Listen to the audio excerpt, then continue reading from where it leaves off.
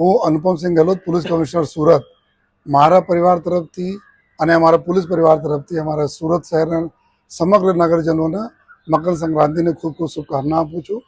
ભગવાન સૂર્ય જે રીતે ઉત્તરાર્ધમાં પ્રવેશ કર્યા છે, જો આપની જિંદગીમાં બી આ રીતે જો ઉત્તરોત્તર પ્રગતિ થતી રહે એ બધાને શુભેચ્છા આપું છું. સાથોસાથ એક અપીલ કરું છું કે નાના બાળકોને લઈને જ્યારે આપ પતંગબાજી કરતા હો છો ત્યારે એટલા બી મશગુલ નહીં થઈ જાઓ કે આપ નાના બાળકોનું ધ્યાન નહીં રાખો. એના બહુ ધ્યાન રાખવાની જરૂર છે. અગાસી ઉપર હોય, કોઈ પડે નહીં, કોઈ દોરીઓ હોય છે, દોરી એના ગળામાં લાગે નહીં જોઈએ. આપ બધા લોકો જો તકેદારી રાખશો જોઈએ. સાથોસાથ રોડ રસ્તાઓ ઉપર જો પતંગ લૂંટવા માટે નહીં આવો, અકસ્માત થવાના ડર રહે છે. ગળામાં થોડા તકેદારી રાખવાની જરૂરત છે.